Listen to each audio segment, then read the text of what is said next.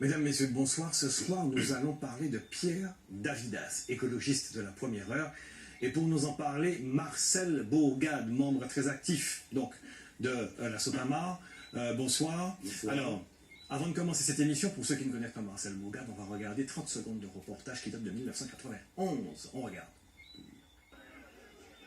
17h30. Finalement, soulagement, satisfaction chez les manifestants. Marcel Bourgade, Louis Cuillet, Daniel Faustin, Roland Pavilla et Émile Trobriand sont remis en liberté. Les écologistes veulent faire de cette journée une leçon de choses sous le signe de l'unité écologiste pour la sauvegarde du patrimoine martiniquais.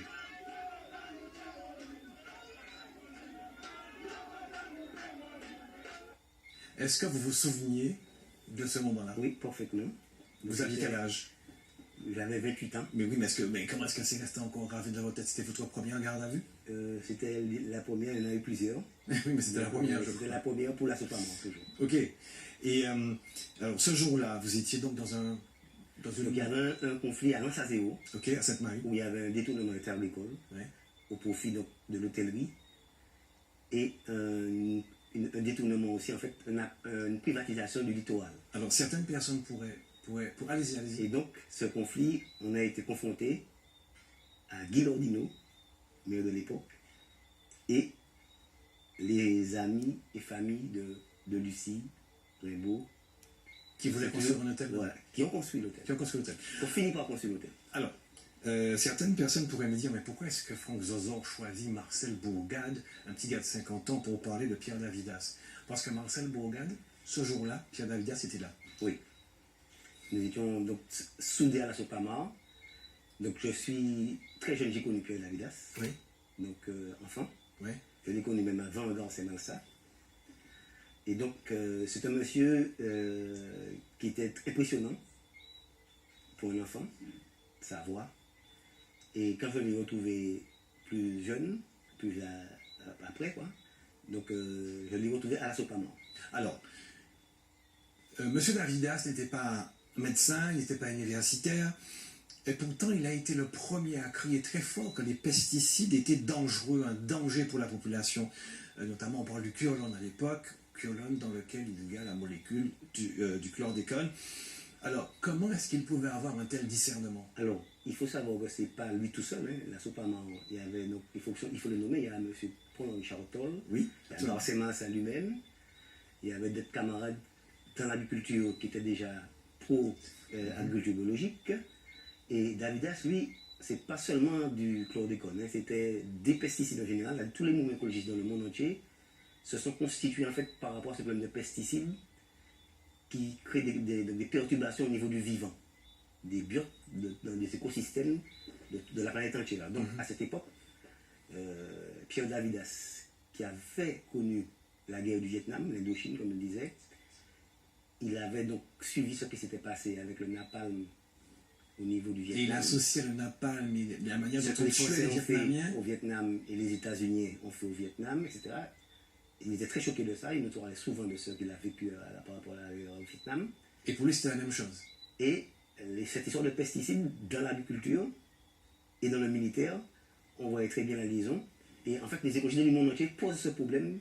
Donc le DDT, par exemple, qui est interdit en 1971, généralement, en 72, toutes ces années, et le chlordécone, les molécules, donc les principales qu'on retrouve en Martinique, toujours d'ailleurs, dans les sols, dans la mer, et même, on en parlait pratiquement toutes les semaines dans les réunions de bureau. Et on Déjà en 1990, ah oui, même avant ça. Même avant, dans les années 80, je suis entré à Sopamar en 83, 84, 83, on a monté le mouvement étudiant à Sopamar. Et donc, j'ai fréquenté Davidas dès lors, et on en parlait régulièrement sur des émissions radio. Donc, Alors, dites-moi, comment expliquer que Pierre Davidas, qui est mort en 1999, 22 avril 1999, ancien militaire, qui participe à la création de la Sopamar, il se bat contre l'État français, un ancien militaire, il se bat contre les gendarmes, contre les autorités. Est-ce qu'à un moment dans son engagement, il a évoqué un aspect politique? Certainement, tout est politique, c'est-à-dire que l'écologie politique, c'est justement, Garcés Malsa a été dans la démarche de l'écologie politique en tant que fondateur du MIM.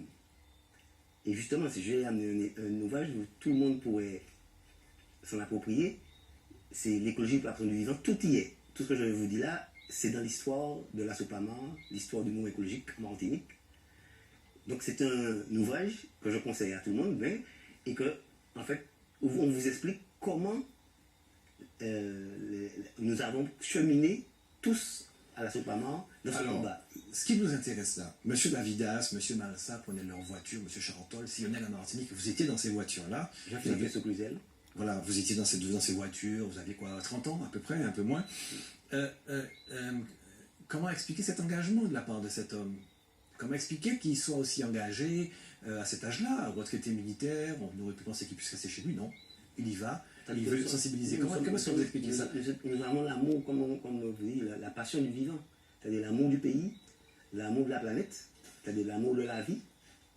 Donc les écologistes, c'est ça, c'est-à-dire qu'on promotionne la vie au lieu de la mort pour un pays. Oui, mais comment expliquer que lui, M. Davidas, Pierre Davidas, qui, retraite militaire et tout ça, aurait pu rester tranquillement chez lui, il était très sensibilisé au point de prendre sa voiture, de vous embarquer dans sa voiture pour faire le tour de la Martinique et pour vous dire attention, l'eau n'est pas bonne, alors que personne ne le croit. À ce moment-là, personne ne vous croit. Eh bien, on passe effectivement pour des illuminés, mais bon, c'est ça le militantisme, c'est-à-dire que nous croyons à ce que nous disions, nous savons ce que nous disions. Mais d'où venait cette foi que vous aviez? Parce que vous avez raison aujourd'hui, mais à l'époque, vous vous preniez pour des fous, vous disiez mais c'est n'importe quoi. La foi, c'est comme tout combat, on croit à notre pays. On croit toujours que le pays peut nourrir la population et qu'il faut un pays sain pour nourrir sainement. Oui, mais au-delà de ça, on revient en 1991, vous dites, il y a un problème avec l'eau, il y a un problème avec les pesticides, et personne ne le dit. Donc, l'État, on avait déjà compris que l'État français était à s'acoquiner avec donc, la caste béquet pour, en fait, empoisonner le pays. Continuer. Et à Lance à Zéro, par exemple, le combat de Lance à Zéro qu'on a évoqué, je me rappelle très clairement que Davidas, Darcé Malsa, mon oncle Raymond Bourgade, aussi qui était à Sainte-Marie, donc on a été confrontés physiquement donc, avec ces béquets en discussion, avec des gendarmes présents, effectivement, où on indiquait aux béquets qu'en fait, ils avaient la responsabilité de tout ce qui se passait dans les choix qu'ils faisaient, les choix donc économiques, et en fait qu'ils entraînaient le pays dans la mort. Donc c'est déjà à l'époque. Déjà à l'époque. Et c'est malheureusement ce que cette jeunesse a retrouvé maintenant. Alors, votre actualité, c'était hier matin, beaucoup de monde dans les rues de Fort-de-France, 2 revendications qui se mélangent, pesticides et réparation. Est-ce que c'est le même combat? Oui. Donc réparation, esclavage, pesticides. C'est-à-dire qu'il y a une continuité de comportement entre ce qui s'est passé avec l'esclavage et ce qui se passe actuellement avec l'empoisonnement, et c'est mondial en plus. C'est-à-dire que la colonisation a entraîné des principes de production. Mais est-ce que c'est pas un moyen pour le MIR de rebondir sur le chlordécone en sachant que vos revendications au niveau du MIR ne sont pas... Le MIR continue. Il faut savoir qu'actuellement là, personnellement, avec d'autres militants du MIR, nous sommes au niveau international. C'est-à-dire que la plainte est passée du cadre national français. Il faut épuiser justement tout ce qui se passe au niveau français, juridiquement, au niveau du chlordécone, ça va se faire aussi, pour passer à l'international. Donc, il ne faut pas se faire d'illusions, les Français ne vont pas céder sur le chlordécone. Et pour vous, on reste dans le même combat. Le MIR, combat pour les réparations. C'est le principe de justice.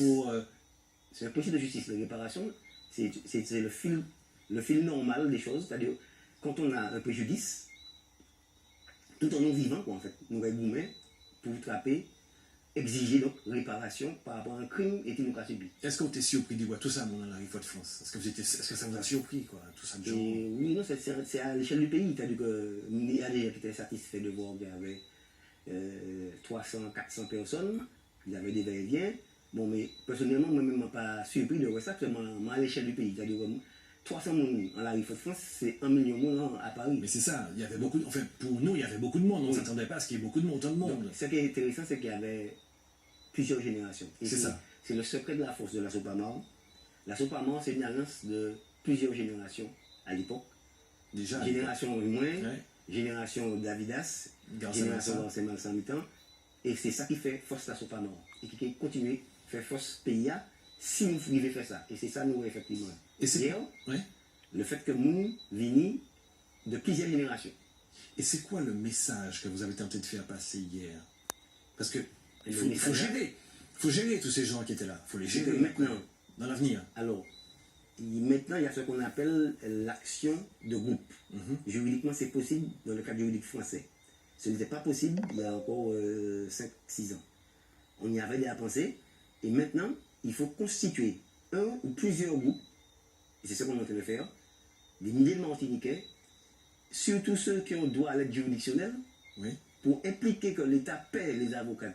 C'est-à-dire déjà faire l'État payer ce qu'il doit, pour aller en justice, pour exiger réparation du fait que le biot, c'est-à-dire l'écosystème, les écosystèmes en Martinique, la mer, c'est-à-dire vous ne pouvez pas aller pêcher normalement, vous ne pouvez pas boire de l'eau normalement payée, vous ne pouvez pas jouir de payer normalement, donc il y a un préjudice qui touche tout le monde. On est... Est-ce que oui, pour se rapide, hein, parce qu'on a, voilà, est-ce qu'on peut comparer cette histoire au sang contaminé qui a secoué la France avec les socialistes et tout ça? C'est pire. C'est-à-dire que le sang contaminé, ça concerne des gens qui ont été Directement contaminés contaminés par injection. par injection. Mais là, je répète, c'est le biot, c'est-à-dire c'est L'environnement. l'environnement, la chaîne alimentaire, c'est-à-dire l'eau, qui est le lien de tout, le sol, l'air, tout ça est pollué, et pour des centaines d'années. Donc, nous sommes vraiment dans un caca, comme on dit. Donc c'est un combat qui, pour vous, n'a fait que commencer. Merci à vous, Marcel Bourgade, d'être venu nous parler de Pierre Davidas. Merci. Merci à vous ici également. On se retrouve dimanche prochain pour une nouvelle émission. À bientôt.